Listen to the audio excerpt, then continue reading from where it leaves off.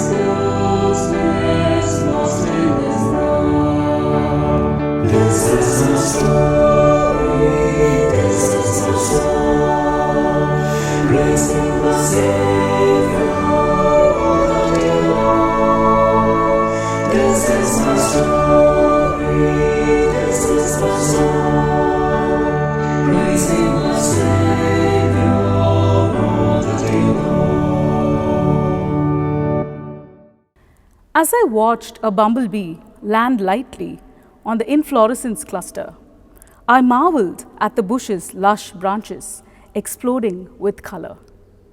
Its brilliant yellow blossoms attracted eyes and bees alike. Yet, just a few months ago, I had wondered if it would ever blossom again.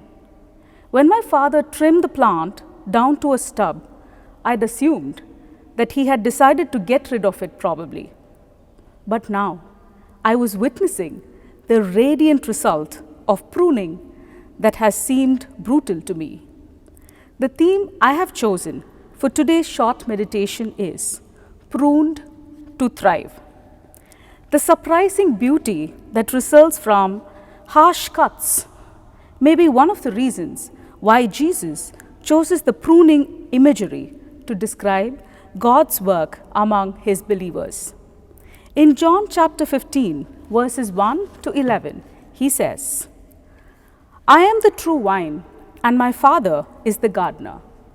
He cuts off every branch in me that bears no fruit, while every branch that does bear fruit he prunes, so that it will even be more fruitful. You are already clean because of the word I have spoken to you. Remain in me, and I will remain in you. No branch can bear fruit by itself. It must remain in the vine. Neither can you bear fruit unless you remain in me. I am the vine. You are the branches. If a man remains in me and I in him, he will bear much fruit. Apart from me, you can do nothing. If anyone does not remain in me, he is like a branch that is thrown away and withers. Such branches are picked up and thrown into the fire and burnt. If you remain in me and my words remain in you, ask whatever you want, and your wish shall come true. This is to my Father's glory, that you hear and bear much fruit, showing yourselves to be my disciples. As the Father has loved me, so have I loved you. Now remain in my love. If you obey my commandments, and you will remain in my love, just as I have obeyed my Father's commandments and remain in his love. Jesus' words reminds us that in good times as well as in bad times, God is always working in us toward spiritual renewal and fruitfulness. During the pruning seasons of suffering or emotional barrenness, we may wonder if we will ever thrive again. But Christ encourages us to continue to stick close to him. No branch can bear fruit by itself. It must remain in the vine. Neither can you bear fruit unless you remain in me. As we continually draw spiritual nourishment from Jesus, the resulting beauty and fruitfulness in our lives will show the world God's goodness. Now, it's not just about thriving in the world, it's also about celebrating the life we have got. Yes, 2020 was hard in so many different ways to so many of us. But at the same time, as much as we remember the loved ones that we lost globally, we also have to be thankful for this beautiful life, for the fascinating hope that God has restored in all of us through the promise of his Son Jesus and his words. Let us bow down our heads in prayer. Dear Lord, we thank you for the beautiful mercies this morning. You have guided us and protected us from all the snares of darkness. As we look back on the past year, 2020 has been a long year of pruning for many of us. But we see new buds this year, promising buds filled with potential. Help us remember, as Christ had said, I am the true vine, and my Father is the gardener. Every branch that does bear fruit, he prunes so that it will be even more fruitful. Be our gardener at all times and help us blossom and bear fruit to glorify your name.